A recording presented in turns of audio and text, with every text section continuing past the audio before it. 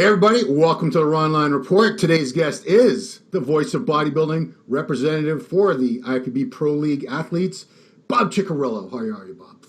What's up, Ron? Hanging and banging, man. We are indoors doing a whole bunch of nothing these days. So, my first question, do you have a home gym?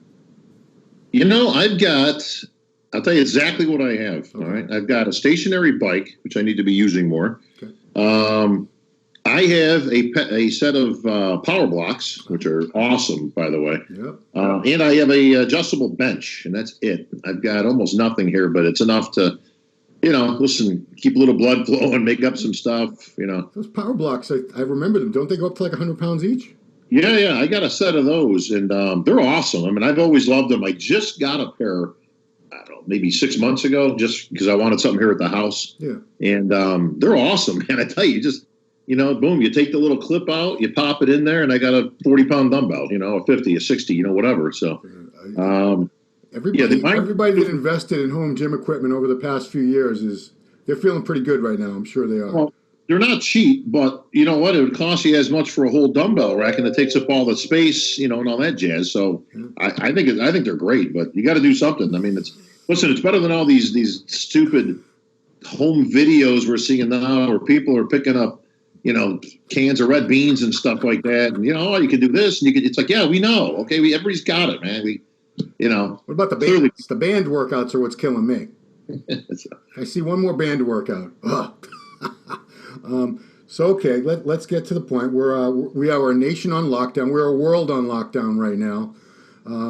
How does this affect us, the bodybuilding world? So contests are on hold right now. Everything that was going to happen in March and April is not happening now. To the best of your knowledge, are most things, NPC and IFBB, are they being postponed and they're going to be held later, or are they not going to happen at all? What ratio are you seeing there? Well, people are hopeful, certainly.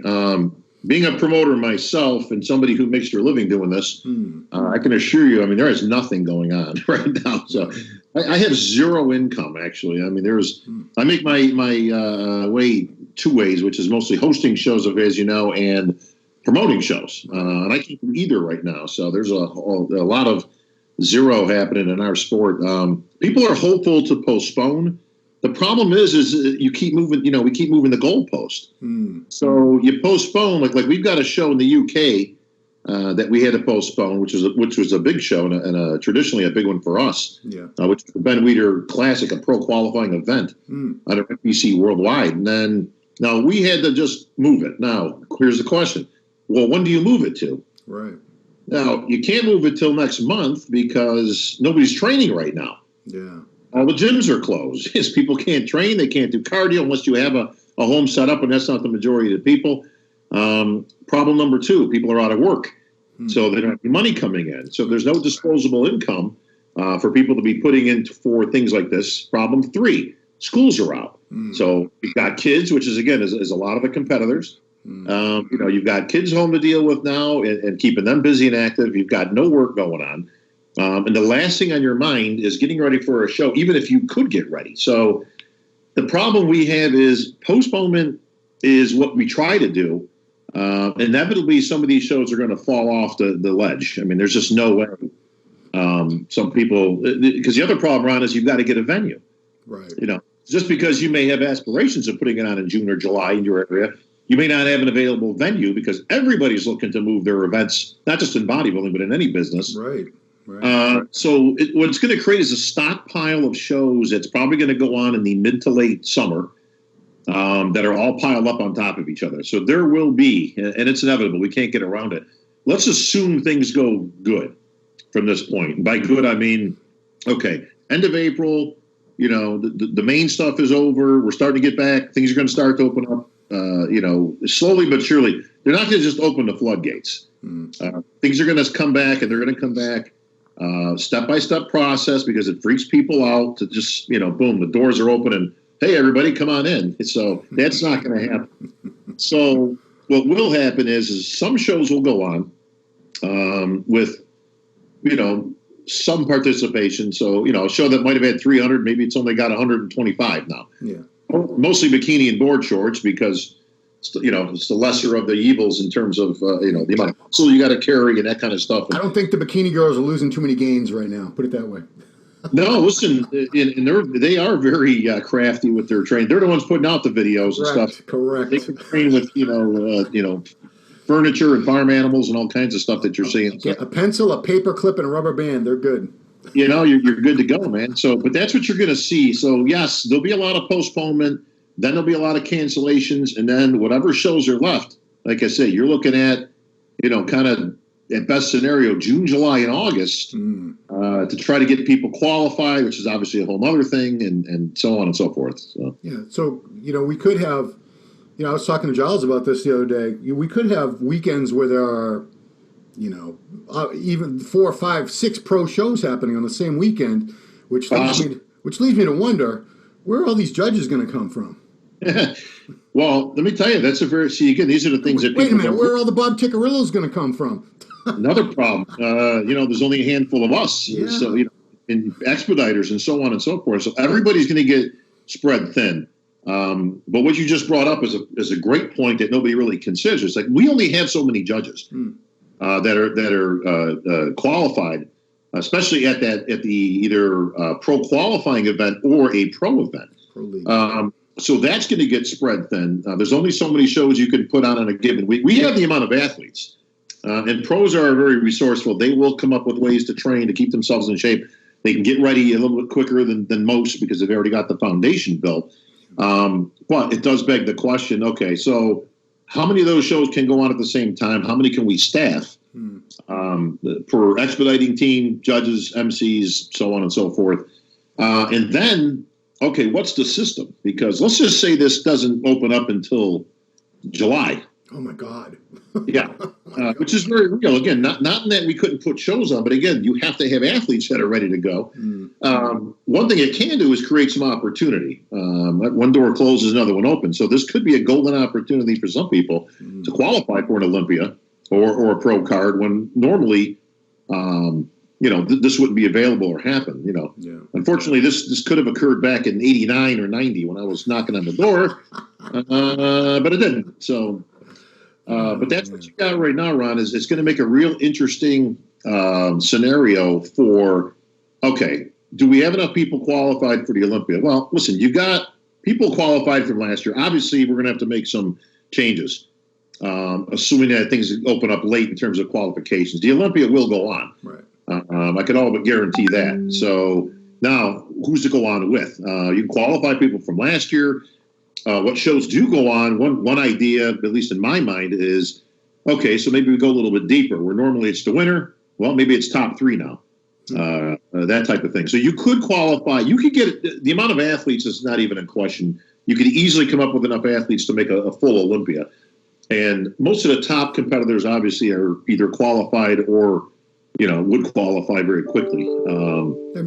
Years ago, before this current point situation, we could do something like it was 20 years ago, where I think, was it top 5 at the Arnold, top 5 at the Olympia? And I think it was like top 3 at every other show because there weren't that many shows back then. That's correct. That is definitely a possibility of qualifying enough people. You still want to maintain the standards, but by the same token, you got to have people to compete. So, what's going to suck is by the time we round to the fall, all this stuff will be gone. And then the problem is, I'm talking about this COVID-19 and all this jazz, and it'll be a far distant memory. It's not going to last that long. Everybody keeps the doomsdayers are out there with this could go on for years, and it's like, no, it ain't. It's not going to go on for years. It's years. Come on. Believe me, they would have opened up the economy already in terms of what Trump was talking about in business. It's the people that are fighting back. I am very confident that you probably could open this up right now. And things would probably be pretty good for the most part, but the economy can't take being shut down for 6 months. No. Think about how many people are out of work now, and we're not economists here, and I don't pretend to know much about it, but these stimulus packages and all this, where's the money coming from? I don't know. That's what I'm not understanding. Well, here's the problem. Yeah. Here's one problem, Ron, is they've been working on this, and you got your government at work and all that, and the ridiculous Democrats and Republicans, trying to get on the same page, which ain't never going to happen. But they came up with this number, this 1,200 or whatever it is, plus 500 per kid. Now, listen, that was 4, 5, 6 weeks ago. So what that money now is half of what, they're going to have to come out with another package soon because, again, and it's still not available. So they keep talking about it and passing this and passing that and putting this in there and whatever, but nothing's getting done. It's the very essence of politics at work. So by the time you actually get a check, and by the way, that's even subject for debate as to who gets one, because so far from what I'm looking at, I'm in that middle ground of, okay, I make too much money where I don't qualify, quote. Right.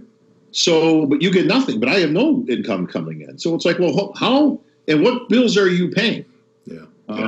Houses and cars are easy, okay, because most of the companies, and I think what you're going to see is most of the banks, by the time we get to that point, are going to just tack it on to the end. All right, they're going to do a deferment. All right, as opposed to a forbearance. Now, the difference is easy to understand. A forbearance is I'm saying, okay, we're going to put your mortgage on hold around for 3 months. Yep. Okay, so you don't have to pay it for the next 3 months. The problem is when 4 comes is you owe all that money. So if your mortgage is $3,000 a month, well, now you owe $9,000 on month 4. So I don't know where that money's coming from. So a forbearance doesn't really help a whole lot of people. All right, a deferment is they're literally going to say, okay, Ron, you don't owe for the next 3 months, but what we're going to do is we're going to tack it on to the end of your loan. So in 25 years that you've got left on your loan, now it's going to be due in 25 years and 3 months. Oh, okay, well, that sounds cool. So a deferment, for anybody that's looking for some advices out there, that's what you're looking for, not a forbearance. Don't go for the forbearance fruit because you're going to get a big old bill in three months that you can't pay. So, do you have a little background in real estate there, bud? I've got a little background in everything, my friend. I am a master of many things. So, so the question about some guys are going to have an advantage. Some pros will have an advantage because if you're on Instagram, there are a certain amount of people who are definitely still training at gyms somehow. It's some of them own little private training studios. A lot of them know somebody that owns a private training studio, or they know somebody that owns a big commercial gym that is close to the public, but whatever, they're sneaking them in. And it's going to be like the old speakeasies back in the day with the liquor and stuff, Ron, that gyms will be opening up. You have to have, the little slot opens up and you look through and they say, what's the password? Right. So let's say the shows open up again. Let's say like they're supposed to happen again in May, right? Yeah. New York Pro is supposed to still happen because it's like the day after the theoretical deadline. It's literally like the day after, isn't it? It's close, yeah. I mean, and that's, like I said, that's going to be interesting. Again, not from the idea that business is open for business. It could be with limited capacity still. It could roll back exactly how it unrolled to begin with, which means, okay, yeah, you can do it, but you can only have 50 people in there. Oh, wow. Or 100 people or that type of thing. And that is going to be an interesting scenario. But like I said, you got to have athletes that are ready. That's the thing is there's a certain amount of athletes who they're not skipping a beat. They're not losing any income. Yep. Maybe they're sponsored or whatever, and they're not missing any workouts. They're still on prep, and they're still planning everything for May. I can't remember the date of New York Pro. Was it like May? But they're not going to skip a beat. They're going to walk into that show. Yeah, May 16th is New York Pro. Yeah. So we have 25, 30% of the athletes who show up who were fully prepared, like nothing ever happened to the world. Well, and then another 60, oh, my math is terrible. The rest of the percent, they were struggling. They were doing home workouts and borrowing money. Shortland, Ron, and say that as much as I would love to see it happen, the chances of the New York Pro going on May 16th is very small. And that's because it's in New York. New York, New Jersey, as we all know, is a mess. I mean, they've got big, big problems. If anything is going to get extended out, any type of quarantine style, stay at home, whatever you want to call it, that's where it's going to happen. There's a few hot spots around. Unfortunately, that's number one in the U.S. So I wish all the best to, Big Steve, the rest of the crew, and for us as a federation. But that would be difficult to pull off, I would think, just because it's in New York. Right. If you're in, pick a place, the North Dakota Pro. Yeah, whatever. You know what I mean? You might have a shot of getting those doors open for some sort of capacity. And again, we don't know what that is yet. Could be limited. It could be 100 people, 200 people, 500 people. You know, we just don't know. They're going to be very hard pressed to just, again, open the doors. You know what's going to be your key if everybody wants to kind of look at one thing? Sporting events. Sporting events is going to be your key, all right? When those start to open up, when they open baseball season, if they finish basketball season, by then football season might be starting up with the preseason. Right. Sporting events is your key because it's such a multi-billion-dollar industry. Those are going to be opening up, I would think, first. And I would propose that they probably unroll it where it's a limited capacity. Maybe they allow, fans in, but they got to sit every 3 seats or something like, there'll be some sort of distancing type thing that they have to start with that. Yeah. There's no way that the floodgates open and come on in 20,000 people and it ain't going to happen. But sports is going to be your key. Look at the schedules. When those start up, business is back. Yeah. This is you're in touch with a lot of the athletes, I'm sure. They've been in touch with you. Oh. Don't name. I'm not looking for names or anything, but you certainly have talked to people who were in prep for shows when this all happened. What are some of these people telling you? What are they doing? Did they stop their prep? Did they go into like a freeze frame mode? What are most of these pros doing that were getting ready? You know what? Bodybuilding pros are incredibly resilient. And you're right. Most of them do have access to some sort of a gym, or they're friends with the gym owner, or they own the gym themselves. So they'll get in. Listen, businesses are shut down. It doesn't mean that there's no training going on or anything. Right. Listen, you can paper up those windows, or listen, half the police force trains. I mean, so they're probably the ones that are sneaking in the back door. True. And listen, is there any issue with 2 or 3 people training at the same time in the same? No, of course not. Listen, if you can go to the grocery store right now, which you can do, right. And I'm here in Georgia, everything's open. Nothing's closed. There is no stay-at-home order here. There's no, hold on. Gyms are open, restaurants are open, bars are open. The main one's closed because, again, they're corporate. You close one Light Fitness, they all close. Okay. A good buddy of mine owns a gym that's open right now, and they're observing all the technical rules and things you got to do and this and that. But I can go to the store. I can go to Publix right now. Well, yeah, supermarkets, those are essential. But I'm saying, can you go to a restaurant and sit down and have a meal in Georgia right now? Takeout. Okay. All restaurants, again, those are pretty obvious across the board. But, gas stations are open. Mini marts are open. I mean, there are things. So gyms are, quote, open. They're not open to the public. Okay. Wink, wink. So what are these guys doing? They're getting ready, man. I mean, I just saw a video the other day of Hunter Labrada, supposed to be making his debut. Right. And he even puts on there, 7 weeks out, hopefully, in parentheses. That kid looks great, man. He's going to be a superstar. But everybody's doing what he's doing. They're all getting ready, man. They will find a way to train. They will keep it up. They will diet. Most bodybuilders getting ready for pro shows aren't big social butterflies anyways, man. So guess what? Their life isn't really disrupted too much. As long as they can train, they'll do their cardio. Right. They'll train and listen, you got, chicken and rice is in the fridge, ready to go. But, you were a competitor for many years, so you know what it's like to have, this is the date of my show. I'm X weeks out. That's in your head the whole time. Every day it's like I have 29 days left, or I have 4 weeks left, or I have 6 weeks left. Can you imagine being in full prep mode and not really knowing how many more weeks this was going to have to go on for? I would lose my effing mind. Yeah, I mean, that's a mental game of toughness.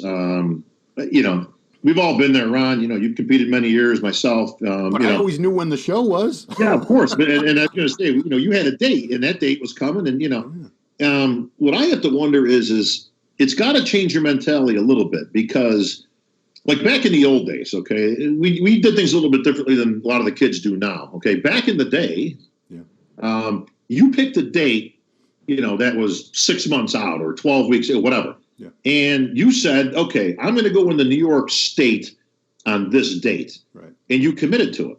You signed up, whatever you had to do back then. There was no computers and any of that jazz. But you made a commitment, and do hell or high water, you went to that show. Yeah. There was no pulling out. There was no last-minute shenanigans.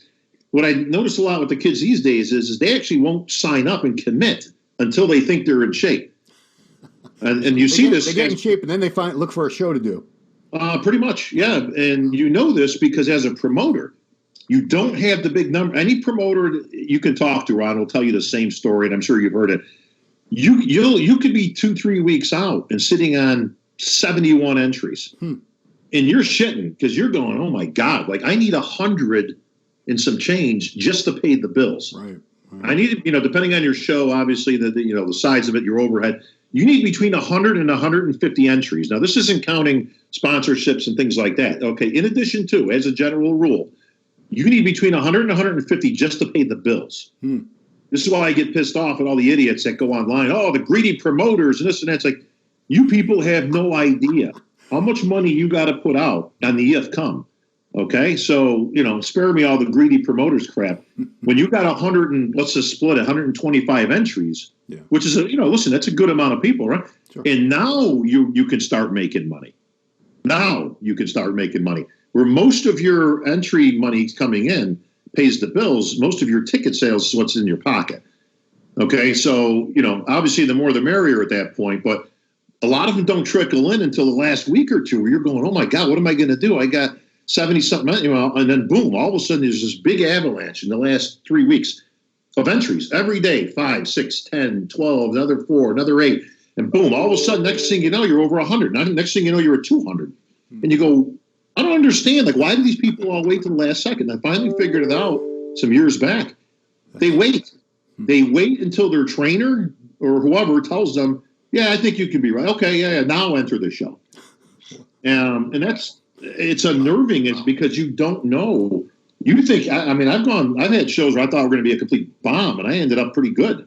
But it's very unnerving as a promoter to go through that. But that's the difference between yesterday and today. Well, you're also a pro promoter, and it's changed. It's not that different now because, up until fairly recently, all the athletes, I think at the very beginning of every year, they had to put an application. They had to tell the pro league or whoever, these are the contests I'm doing. Contracts were sent out, and they signed contracts.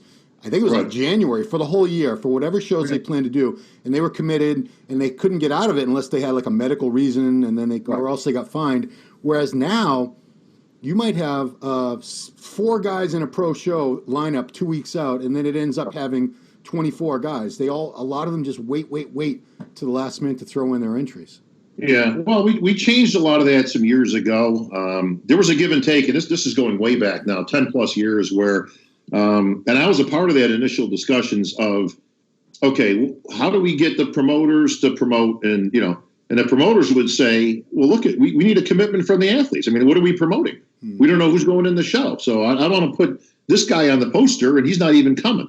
And then people are bitching at me going, hey, I thought this guy was going to compete. And it's like, well, So there was a give and take of that. So we started by trying to get athletes to commit by contract. Okay, this proposed a few problems, which was medically, you can't force somebody to compete. So somebody would come up with a medical excuse, which was valid in most cases. And what tells you that is pro bodybuilders do not have the mentality of amateurs, okay, and a lot of amateurs. There is no, let me just wait till I see I'm in shape. Yeah. They don't have that mentality. A pro bodybuilder putting in the time, money, and effort to get ready for a pro show to try to qualify for the Olympia is going in. Right. And I've been there against better judgment. And I was guilty of it myself. There were shows I probably should have pulled out of because here's what happens, Ron. You do your wish list at the beginning of the year. Right. And that's how it would work. You get your contract and it says on there, what shows would you like to compete in? And there would be a bunch of lines. And you would sit there, and you go, you know what?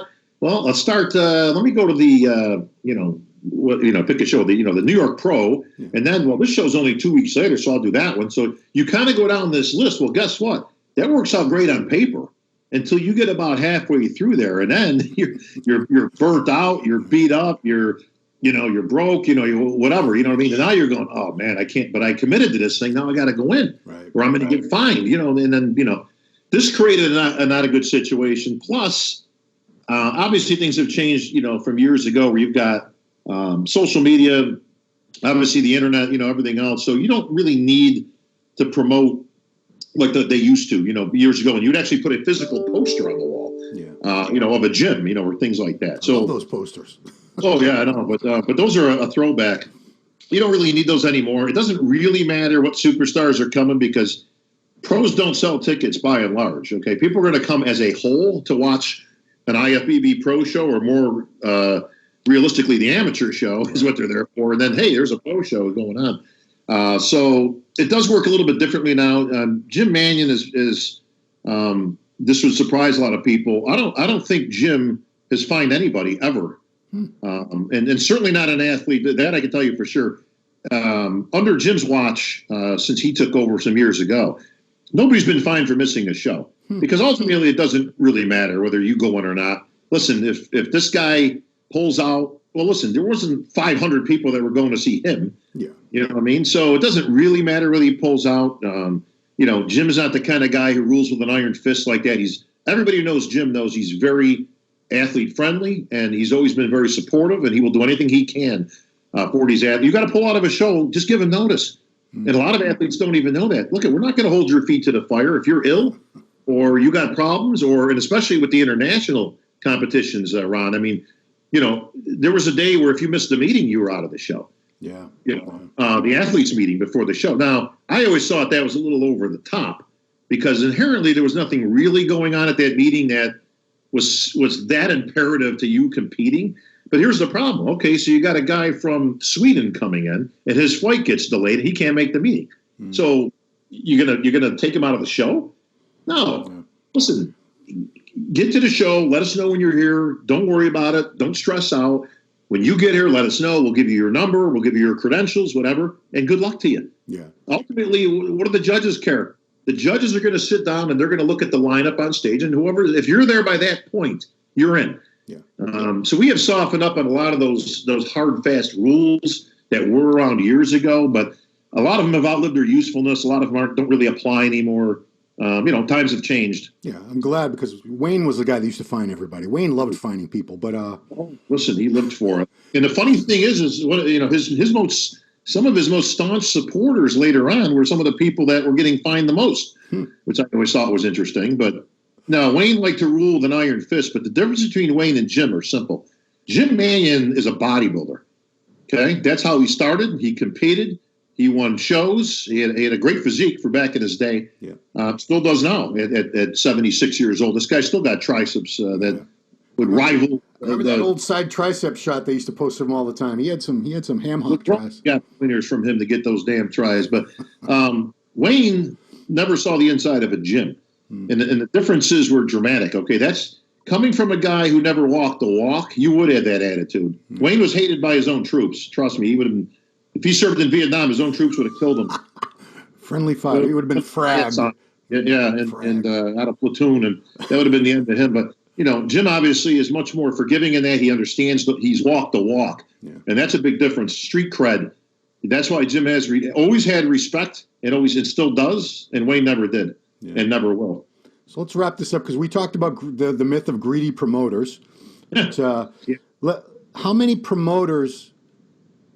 just try to guess. How many promoters, this is their main gig, this is how they make most of their money, versus the other ones who it's like a side thing where, they have a big gym or some big business where that's the majority of their income, and the shows are supplemental income, versus how many promoters out there are really being hit hard by this because this is their main gig, this is how they make most of their money? Well, I'm number one. Okay. So it's nice to be number one finally. Unfortunately, because both my incomes derive out of shows. Even before I did shows, I've been hosting shows for years. So that was always the main source of my income. In addition to having, supplement contracts and, working with businesses, consulting, that type of thing. But that was the majority of my income was emceeing. Then I got into show promotions. Well, now I have 10 shows worldwide, 8 in the UK, 1 in Canada with my partner, Mindy O'Brien, 2 Chicks Productions. Yeah. I like that better than 2 bros, but go ahead. Yeah, you got your 2 bros, you got your 2 chicks. And 1 in Texas with Ed and Betty Pariso in Austin. That, thank God, we actually booked for August of this year. So we're still good so far. But I have zero because everything's shut down right now. Most of the promoters have real jobs. Like a Big Steve, type of a guy. Who has obviously a very successful gym and he does the shows. But, this is a good chunk of change. I mean, some of these shows bring in some pretty good dollars, especially shows like, like Gary Udit's North American. Trey Bennett does a great job, with the Junior USA. But most of these people have some sort of what I call a quote real job. Right. And then they do this also. But there are some promoters like my buddy Jack Tony, where he puts on a good amount of shows every year. And right now, he's got some other business interests that have nothing to do with bodybuilding. But that's the majority of their income. So it affects everybody. And, a lot of these places that you book, listen, they don't want to give you your money back either. Really? Oh, yeah. Yeah. So you book, this is why I kind of, again, I got to bite my tongue a whole lot when I see some of the comments out there. I do. Listen, everybody's in the same boat. So, yeah, you get some athletes out there go, well, I entered this show, but they don't want to give me my money back and the show canceled. And it's like, it's not that we don't want to give you your money back, okay? The money that you guys have given us is already spent, okay? When you're promoting a show, you got to buy all that stuff up front. Everything's up front. I mean, so you're out thousands and thousands of dollars, okay? So a lot of those early entries that come in go to buying, listen, I can't buy medals the day of the show, Listen, it might cost me, and it varies depending on what you got, $8,000 for trophies. So these quote $10 plastic trophies that everybody always likes to put out there. Oh, I don't understand. Well, listen, when you can find that guy, you let me know because I'll buy them from him. But the other thing you got to understand is you got to buy 150 of them. It's first, second, third, fourth, and fifth in each class. So start adding it up. But yeah, listen, I got to secure the venue. Okay, that's thousands of dollars down that I got to put down to secure it. Well, guess what? Right now, when I go, hey, man, business is shut down, they're going to go, okay, well, do you want to move that to another date? Yeah.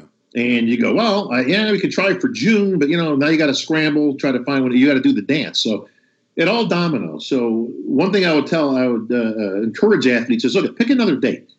We're more than happy. Most promoters are more than happy to just roll it over. Nobody wants to just take your money. Right. Okay. But listen, we got other shows, that you can do.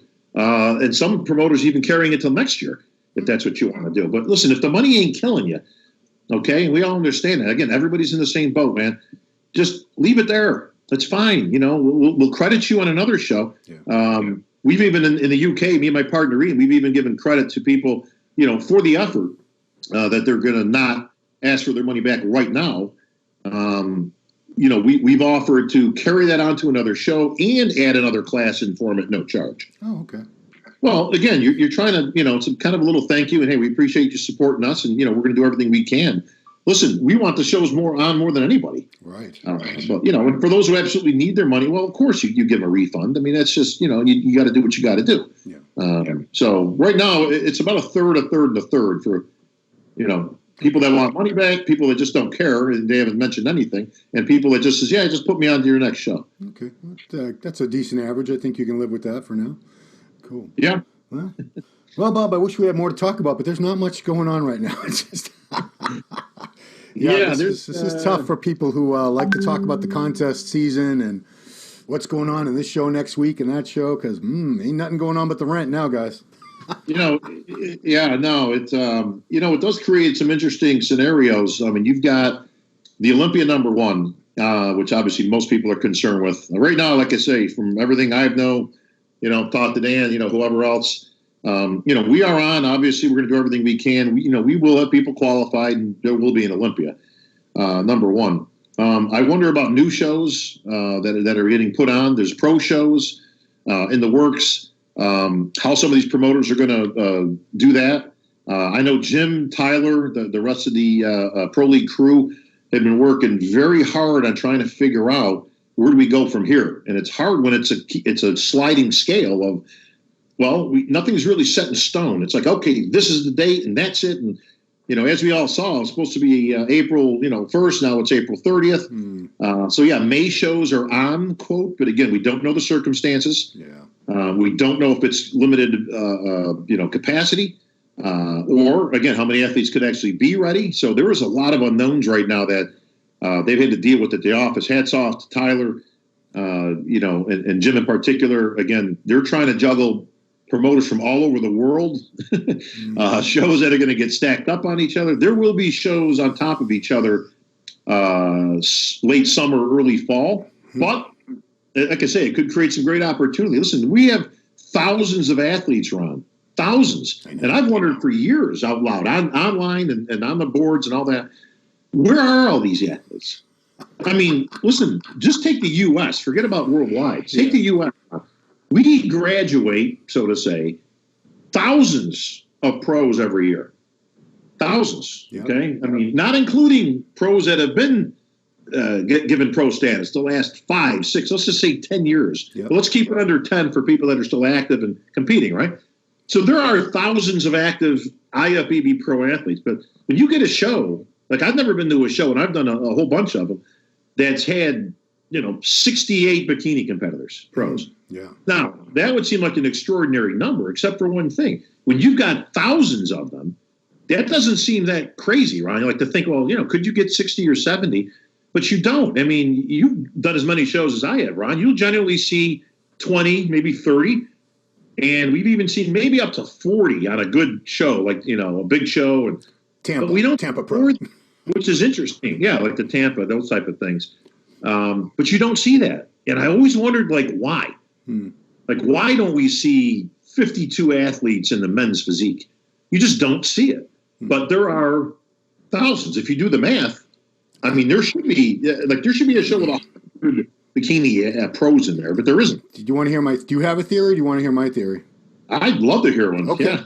I think there are a lot of people who are delusional, and they can turn pro and they're not very good, and they look at top pros and they still think they're in that league.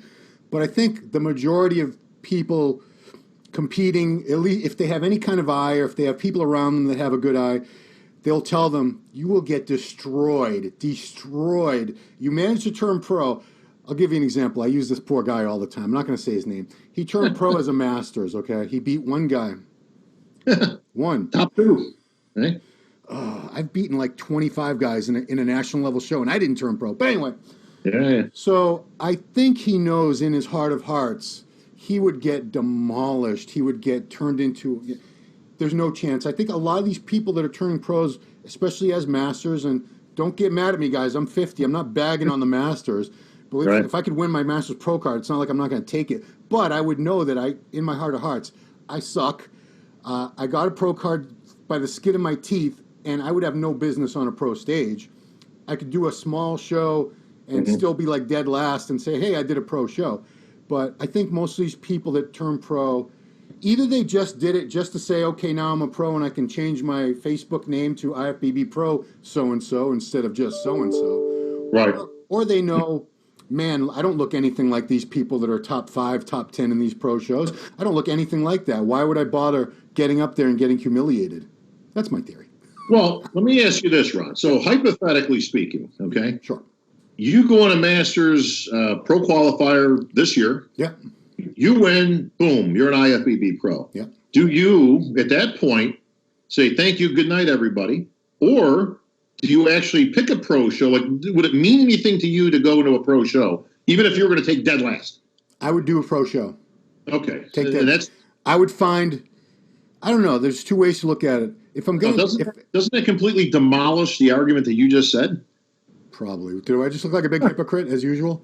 Well, I mean, but if your mentality is that, then I got to assume that a lot of their mentality. I'm not saying that they shouldn't use their pro cards. I believe if you turn pro, sure, you're not obligated to use that. But why did you bother turning pro if you're if you're never gonna use it? Why?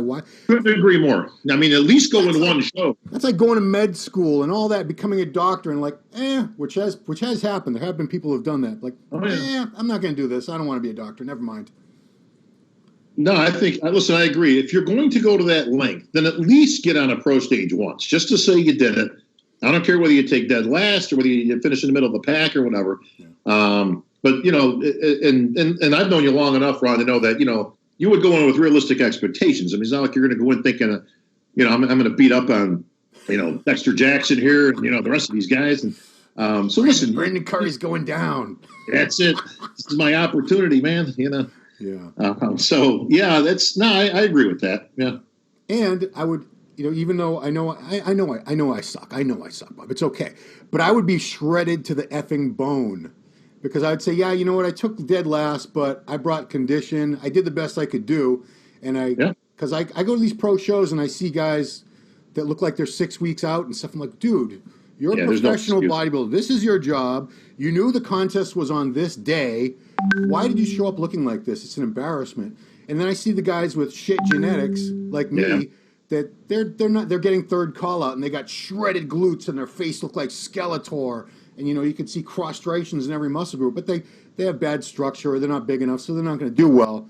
So yeah, I would do it. I would do it just. And I encourage all you guys listening who have your pro cards, use it once for God's sake. Why did you even bother turning pro? Just so you could charge more for personal training, or your IG says IFBB Pro Bob Smith now instead of just Bob Smith? I don't know. Sorry, I had to use your name there, Bob, but it's a common name. No big deal. That's my rant for today. What were we talking about? The COVID-19? I forgot. So, COVID-19. All your answers here, my friend. Yeah. So. All right, Bob. Well, I've kept you long enough. I hope you keep your Lysol handy. I got like 30 cans of these. Got the wipes, the cans. I'm good to go, man. 30 days. We can do this. We can do this, Ron. We can do it. Well, let's hope everything gets back to normal and our little sport gets back to its feet and business as usual again, because, man, this is rough. This is just rough. Yeah. Listen, I'm used to being on the road every week, so, I mean, this is strange territory for me. Usually, the Arnold starts things off in March. We start the season, and boom, I'm booked every week. Yeah. Usually at that point, especially in the beginning of the season. Right.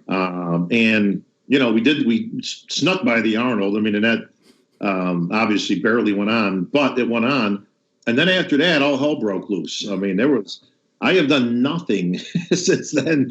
As everything got canceled, then my own shows got canceled. Obviously, we tried. We had one qualifier in the UK, which we actually did pretty good with. And then the Ben Weider was 2 weeks later, which was just this past weekend, which it would have been. Yeah. And we had to shut things down. I mean, as you see, the UK is about 3 weeks behind us, 4 weeks behind us in terms of, the COVID and where it's at and, cases, yeah, all that stuff. So things were actually still on for right up until the week of the show. And then the government put out listen, people, we're going to have to kind of, we're like, okay, got to do what you got to do. So, believe me, another month of this stuff, and I'm going to have to get a job. Yeah. And, guys, any of you guys who think all these promoters are in their driving Lamborghinis and ivory towers, let me tell you, the logistics of these people who have to try to reschedule all these events with all the moving parts and all the venues and the people you have to hire and trophies and lighting and all this, it's going to be so tough for these people, guys. So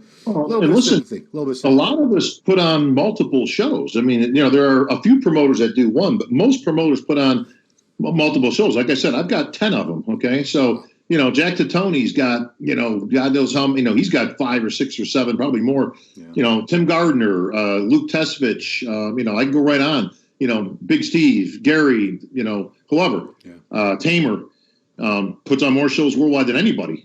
So the problem isn't, it's not a one show thing. You're out tens of thousands of dollars because you've got to secure all your dates initially. You're securing dates a year in advance, obviously, to try to get your date and availability and all that stuff. And then, like I said, you got to have everything gets purchased up front, man. So yeah, again, take it easy, people, when you're bitching at your little, your $100, entry fee that you think is, is worth gold. It's like, yeah, man, put yourself in my shoes. Okay. So, I'm out thousands and thousands of dollars. And again, some of that you can rearrange, but some of it you can't. Yeah. Some of it you just might be out because some of these venues, listen, it's not their fault either, but guess what? Try hunting them down to get your deposit back. There's language in there that is not in your best interest sometimes when it comes to things like this. Yeah, so you're dealing with unions and stuff too. So, yeah, none of it's easy, but again, my best out to all the promoters worldwide. Tony Doherty, I felt bad for him, with that big Arnold he had to cancel and all that. But Tony is a fighter, though, man. He actually put on a show a couple weeks later, kind of behind the scenes. So yeah, it wasn't the big Arnold, but he was able to put on.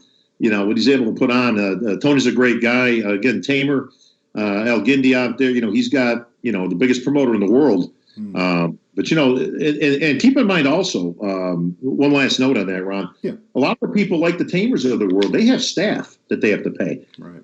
These are full-time employees. Muscle Contest is a huge company that John Lindsay, our good friend, started back in '88, and obviously Tamer's taken over the reins, recently.